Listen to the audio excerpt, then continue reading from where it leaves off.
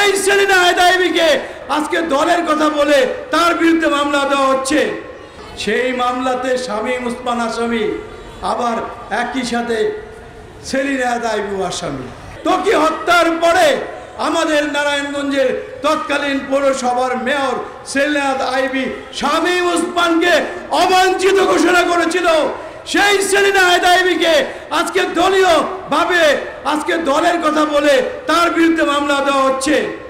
আজকে সোচ্চার কণ্ঠস্বর এই ওসমান পরিবারের খুনের বিরুদ্ধে, সোচ্চার কণ্ঠস্বর এই সমস্ত নারায়ণগঞ্জের অনিয়ম লুটপাটের বিরুদ্ধে, চাঁদাবাজির বিরুদ্ধে, তার বিরুদ্ধে আজকে মামলা দেওয়া হয়েছে। আমরা অবাক হয়েছি। সেই মামলাতে শামীম ওসমান আসামি, আবার একই সাথে সেলিনা আদাইবি আসামি।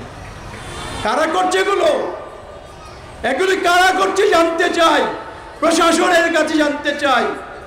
মামলা নেওয়ার আগে মামলার বিষয়বস্তু, যে বাদী মামলা করছে সেই বাদীও তো এতগুলো আসামির নাম বলতে পারবে না, তাহলে মামলাগুলি হচ্ছে কেমন করে? ওই শেখ হাসিনার উদ্দেশ্যে বলেছিলাম যে আপনার কাছে বিচার চাই না, জনগণের বিচার করবে। আপনার বিচার জনগণ করেছে। আপনি এই ওসমান পরিবারকে আপনি প্রশ্রয় দিয়েছেন, আশ্রয় দিয়েছেন। ওসমান পরিবারকে দিয়ে আপনি সমস্ত কিছু করিয়েছেন নারায়ণগঞ্জে। আপনার উপরে দায়ভার, আপনাকে দায়িত্ব নিতে হবে। একই সাথে বলতে চাই, শামীম ওসমান, আজমির ওসমান, অয়ন ওসমান, যে সমস্ত ওসমান পরিবারের সদস্যরা আছে, এই শামীম ওসমানের নির্দেশে ত্বকীকে হত্যা করা হয়েছে। শামীম ওসমানের নির্দেশে ত্বকীকে হত্যা করেছিল। এমন কেউ ছিল না শামীম ওসমানের উপর কথা বলে, কিন্তু রবিউর রব্বি এবং সাংস্কৃতিক জোটের কর্মকর্তারা, বিভিন্ন রাজনৈতিক দলের কর্মকর্তারা, আমরা সকলে মিলে শামীম ওসমানের বিরুদ্ধে কথা বলেছি। তাতেই শামীম ওসমানের হাতে গা লেগেছে। রবিউর রব্বিকে শিক্ষা দিতে হবে। শিক্ষা দিতে গিয়ে এই ঘৃণিত পথ বেছে নিয়েছে। শুধু তাই নয় প্রিয় ভাইয়েরা, ত্বকীর সাথে সাথে আমরা হারিয়েছি মিঠুকে।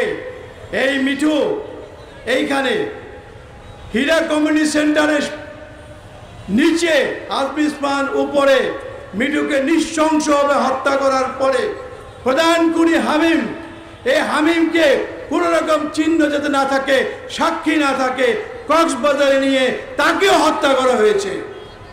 আমরা হারিয়েছি চঞ্চলকে, তরুণ নাট্যকার, বক্তাবলী একটা নাটক লিখেছিল সারা জাগানো। এই তরুণ নাট্যকারকে আমরা হারিয়েছি।